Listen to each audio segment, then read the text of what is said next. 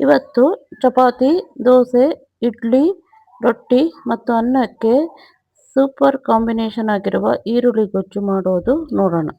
ಮೊದಲಿಗೆ ಬಾಣಲಿಗೆ 4 ಸ್ಪೂನ್ ಎಣ್ಣೆ ಹಾಕಿಕೊಂಡು ಬಿಸಿ ಮಾಡಿಕೊಳ್ಳಿ. ಎಣ್ಣೆ ಬಿಸಿಯಾದ ಮೇಲೆ 1/4 ಟೇಬಲ್ ಸ್ಪೂನ್ ಸಾಸಿವೆ, 1/4 ಟೇಬಲ್ ಸ್ಪೂನ್ ಜೀರಿಗೆ, 4 ಹೆಚ್ಚಿಟ್ಟಿರುವ ಈರುಳ್ಳಿ, ಮೀಡಿಯಂ ಸೈಜ್ ಈರುಳ್ಳಿ ಹಾಕಿಕೊಂಡು ಬಾಡಿಸಿಕೊಳ್ಳಿ. ನಂತರ ಸ್ವಲ್ಪ ಹೊತ್ತು ಬೇಯಲು ಬಿಡಿ. ಈಗ ಒಂದು ಮಿಕ್ಸಿ ಜಾರಿಗೆ 1 ಮೀಡಿಯಂ ಸೈಜ್ ಈರುಳ್ಳಿ, 1 ಕಪ್ಪು ಕಾಯಿ ತುರಿ, 1/4 ಕಪ್ಪು ಹುರಿಗಡಲೆ,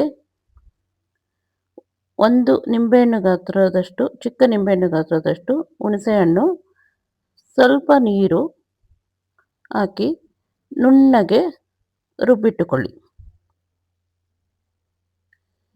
ಈಗ ಬಾಣಲೆಯಲ್ಲಿ ಬೇಯುತ್ತಿರುವ ಈರುಳ್ಳಿಗೆ 2 ಟೇಬಲ್ ಸ್ಪೂನ್ ಸಾಂಬಾರು ಪುಡಿ ಮತ್ತು ಸ್ವಲ್ಪ ನೀರು, ಕನ್ಸಿಸ್ಟೆನ್ಸಿ ನೋಡಿಕೊಂಡು ನೀರು ಹಾಕಿಕೊಳ್ಳಿ. ನೀರು ಹಾಕಿದ ಮೇಲೆ ಎಲ್ಲವನ್ನು ಚೆನ್ನಾಗಿ ಮಿಶ್ರಣ ಮಾಡಿ. ಈಗ ಕುದಿಯಲು ಬಿಡಿ. ಒಂದು ಕುದಿ ಬಂದ ನಂತರ ಇದಕ್ಕೆ ರುಬ್ಬಿಕೊಂಡಿರುವ ಕಾಯಿ ಮತ್ತು ಹುರಿಗಡಲೆ ಮಿಶ್ರಣವನ್ನು ಮಿಕ್ಸ್ ಮಾಡಿ. ಅದೇ ಜಾರಿಗೆ ಸ್ವಲ್ಪ ನೀರು ಹಾಕಿ ಇದಕ್ಕೆ ಸೇರಿಸಿಕೊಳ್ಳಿ.